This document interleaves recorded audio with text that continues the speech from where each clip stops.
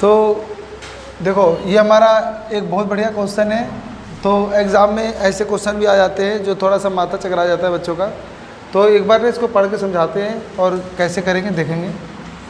Person है, एक pendulum है। पेंडुलम को बोलते हैं लोलक, जो ऐसे घड़ी में ऐसे ऐसे घूमता रहता है। हाँ, ऐसे ऐसे होता है, ऐसे होता है ना घंटे जैसा। फिर ये हाँ, फिर ऐसे ऐसे घूमता रहता है। कहाँ लगा रहता है? हाँ, दीवार की घड़ी में ऐसे लगा रहता है। सही है। तो ये पेंडुलम है। बोला ये पेंडुलम स्विंग मान लो होता है जैसे झूलना, ऐसे लटकना, झूलना। तो झूलता है through an angle of 30 degree. तो कितने डिग्री तक? एक तरह से ये थीटा हो जाएगा। क्या हो जाएगा? ये आपका 12वां जो चैप्टर था ना, सरफेस एरिया एंड वॉल्यूम, पृष्ठीय क्षेत्रफल और आयतन, उसमें का क्वेश्चन है ये। हाँ, 12वां चैप्टर। हाँ, वही सब वाला। देखो, a pendulum swing through an angle of 30 degree, यानी एक जो पेंडुलम है वो 30 डिग्री तक ऐसे झूलता है, 30 डिग्री। ठीक है। एंड डिस्क्राइब एन आर्क, और ये एक आर्क बनाता है। इसे आर्क कहते हैं। इसे क्या बोलते हैं? चाप। तो ये चाप बना रहा है। ये आर्क माने चाप बना रहा है। 17 पॉइंट।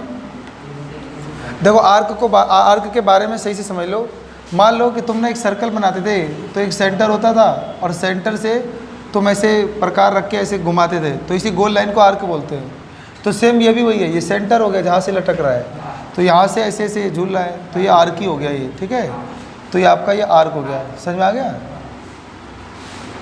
तो बताओ, अगर ये सर्कल है तो पूरा जो ये एक चक्कर होता है वो 2πr होता है। इसे सरकमफ्रेंस ऑफ सर्कल बोलते हैं। तो ये भी एक सरकमफ्रेंस ऑफ सर्कल ये। तो लेकिन अभी के लिए ये एक आर्क है। ये लेंथ दे रखा है। क्या दे रखा है? तो ये हो गया 17.6 सेंटीमीटर। आगे लिखा हुआ है कि इन लेंथ, तो कह रहा है ये pendulum swing through an angle of 30 degree and describe an arc 17.6 centimetre in length. Find the length of pendulum. आपको ये लेंथ पता करनी है। तो यानी एक तरह से रेडियस ही हो गया ये। जैसे ये सेंटर से यूँ होता है मिलाने पे रेडियस, तो ऐसे ये भी वही है। ये भी ऐसी पूरा घुमाने पे सर्कल बनेगा। और ये हो गया सेंटर। तो इसको ओ लिख लेते हैं, इसको ए लिख लेते हैं, इसको बी लिख लेते हैं। तो एक तरह से ये सेक्टर बन गया ये। और सेक्टर को हिंदी में क्या बोलते हैं? त्रिज्यखंड। सही है। तो आपको ये रेडियस निकालना है। आपको लेंथ ऑफ आर्क दे रखा है, ये वाली आर्क की लंबाई, ये चाप की लंबाई दे रखा है आपको। तो यहाँ लिख सकते हो आप चाप की लंबाई, लेंथ ऑफ आर्क। तो लेंथ ऑफ आर्क आपको दे रखा है 17.6। अब आपको बस ये रेडियस पता करना है। तो आपको ना पहले इसका एक फार्मूला होता है वो याद होना चाहिए। तो फिर फार्मूला याद है? हाँ, तो फार्मूला होता है लेंथ ऑफ आर्क। तो लेंथ ऑफ आर्क का फार्मूला हो जाएगा थीटा बटे मल्टीप्लाई 2π। ये होता है फार्मूला। सही है।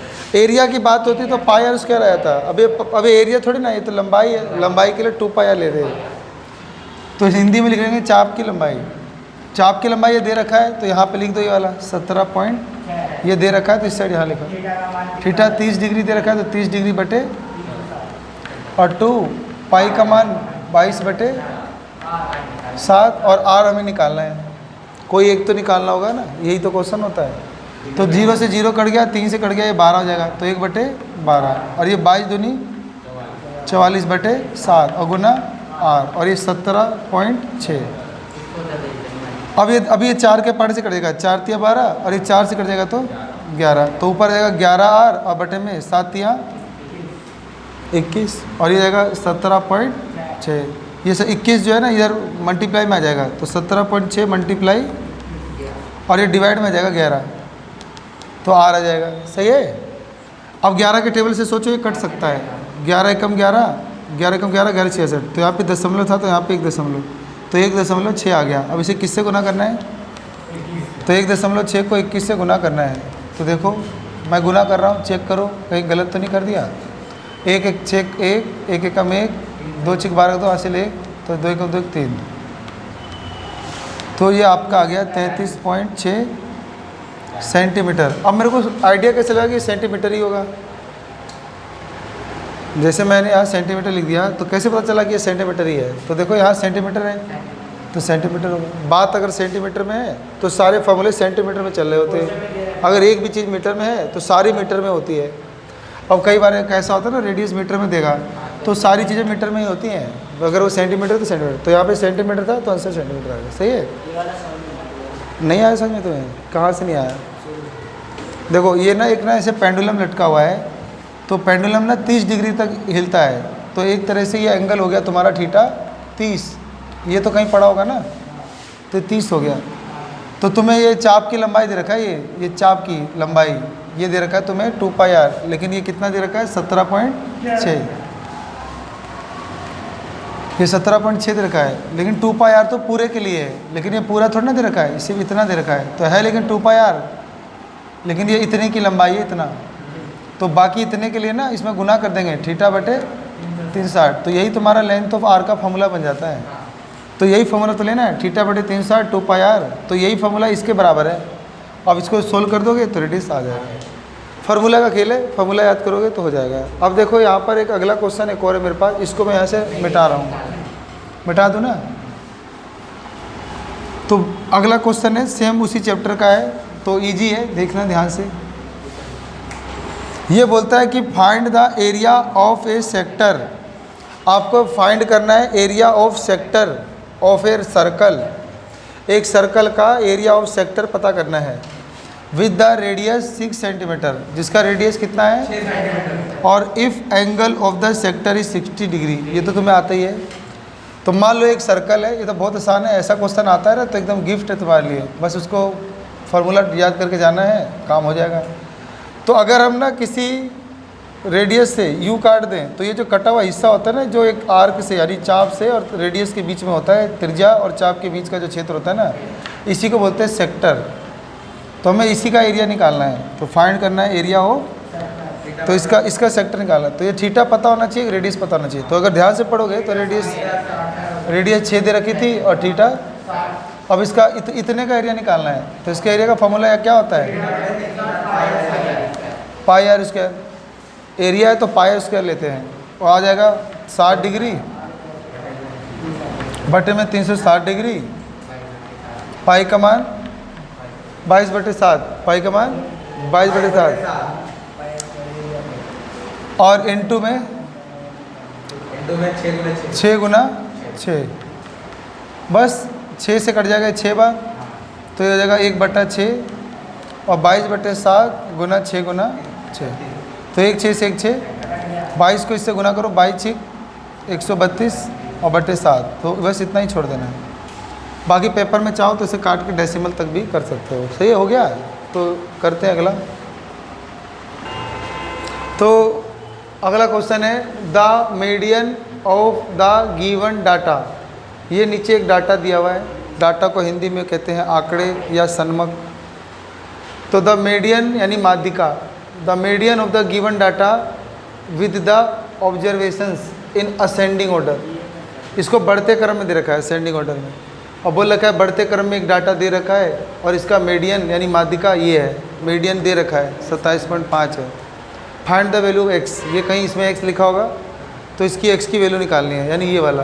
तो ऐसा क्वेश्चन समझ लो पक्का आना है और एकदम फ्री का है, हर बच्चा इसे करके आता है। अगर तुम्हें नहीं आता तो देखो। तो कहता है the median of the given data with the observation in the ascending order is 27.5, find the value of x.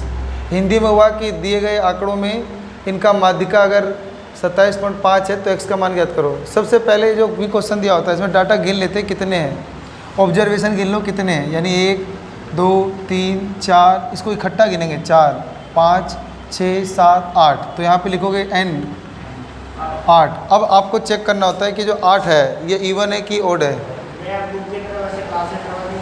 Class interval बनाने, क्लास इंटरवल वाला नहीं, ये हल्का फुल्का 1 नंबर क्वेश्चन है। वो पूरा एक जो क्लास इंटरवल फ्रीक्वेंसी दिया होता है तो उसके लिए तो फिर पूरा ऐसे डब्बे बनाने पड़ते हैं जिसमें सबसे पहले क्यूमुलेटिव फ्रीक्वेंसी CF निकालना पड़ता है। हाँ, ऐसे क्लास इंटरवल दिया होता है, फिर फ्रीक्वेंसी दिया होता है, फिर हम CF निकालते हैं, फिर यहाँ टोटल कर लेते हैं, फिर n पता चल जाता है, फिर मीडियन पता करने के लिए n/2 लगाते हैं, फिर ये कटने पे जो आता है फिर इसमें ढूंढते हैं कि इसमें L1 कहाँ है, F कहाँ है, CF कहाँ है। CF इसके F के सामने वाले ऊपर वाला होता है। फिर वहाँ पे मीडियन का फॉर्मूला होता है L1 plus n/2 minus upon में F और गुना में हाइट, इनके बीच का गैप होता है हाइट, है ना। ले ये तो छोटा क्वेश्चन है ना, इसके अंदर ऐसे कुछ नहीं दी, फ्रीक्वेंसी दिया ही नहीं है, सिर्फ एक एक डिटेल दी हुई है। इसे बोलते हैं इंडिविजुअल सीरीज, यानी ये व्यक्तिगत श्रृंखला है। सब मदें अलग अलग लिखी हैं, व्यक्तिगत श्रृंखला है। तो ऐसी क्वेश्चन ऐसे वाले में ना तुम्हें अलग तरीके से करना होता है। तो n की वैल्यू 8 मिल गई। अब 8 एक क्या है, इवन, यानी एक सम संख्या है। अगर ये सम संख्या है तो मीडियन निकालने के लिए आपको फॉर्मूला ये वाला चुनना होता है। तो फॉर्मूला ध्यान से सुनेंगे, कौन सा चुनना होता है। फॉर्मूला चुनना होता है n/2 term plus n/2 plus 1th term और डिवाइड में 2, ये वाला चुनना होता है। अगर ये इवन है तो ये फॉर्मूला चुनना पड़ता है। अगर मान लो ये होता ओड वाला, यानी विषम संख्या वाला, यानी विषम संख्या आता, जैसे 9 आता, 11 आता, जो 2 से भाग नहीं होते वो ओड होते हैं। ये 2 से भाग हो जाएगा तो ये इवन है, यानी ये सम संख्या है। अब ओड होता तो फॉर्मूला मीडियन का लेते n प्लस 1/2, बस इसी से हो जाता। हाँ, इसी एक से हो जाता। लेकिन अब ये क्योंकि इवन नंबर है तो इस वजह से आपको 2 बार लेना पड़ेगा, एक n/2 और एक n/2 प्लस 1 लेना पड़ेगा। तो अब देखो n की वैल्यू 8 है तो 8 यहाँ रखोगे तो 8/2 और प्लस यहाँ हो जाएगा 8/2 जमा 1, वहाँ पद और फिर बटे में 2, और मीडियन तुम्हें दे रखा है तो लिख लो यहाँ 27.5। सही है। तो ये कटने पे आएगा चौथा पद। तो यानी चौथा पद गिनो, 1 2 3 4, ये है चौथा पद। और ये पाँचवा, ये कटेगा ना, 4 और एक पाँचवा पद आएगा। पाँचवा पद यही है। चाहे आगे से गिन लोगे ना तो 1 2 3 4 5, तो ये चौथा पाँचवा। अगर पीछे से गिनते 1 2 3 4 5, तो ये भी चौथा पाँचवा। कोई दिक्कत ही नहीं आती, दोनों चौथे पाँचवे पे ही हैं। तो अब क्या हो जाएगा, ये कट जाएगा तो चौथावां पद आ जाएगा और ये हो जाएगा पाँचवा पद और दोनों के बटे में 2, और यहाँ 27 पॉइंट, ये जो बटे में 2 है यहाँ तिरछा गुना हो जाएगा तो ये 55 हो जाएगा। ये 2 इससे गुना होगा ना तो 27 का डबल 54 और एक 55 हो जाएगा ये। और यहाँ पे तुम्हें चौथा पद दिया है x प्लस 2 और ये क्या दिया है x प्लस 3, और बटे में कुछ नहीं, बटे वाला जो था ना वो इधर आ गया। अब x जुड़ गया तो कितना हो जाएगा, 2x हो गया। ठीक है, चलो कोई बात नहीं, यहाँ लिख देते हैं। तो यहाँ x जुड़ जाएगा तो क्या हो जाएगा, 2x प्लस 3 2 5, और ये 55 है। 5 प्लस का इधर आकर तो 55 में से क्या घट जाएगा, 5 बराबर 2x। सही है। और फिर तुम्हारा 50 आ जाएगा, 50 बराबर 2x, और 2 से ये बटे मिला के भी काट सकते हो, नहीं तो वैसे भी काट सकते हो। तो ये 50 है। एग्ज़ाम में क्या होता है ना, बच्चे मेरी तरह से काट देते हैं।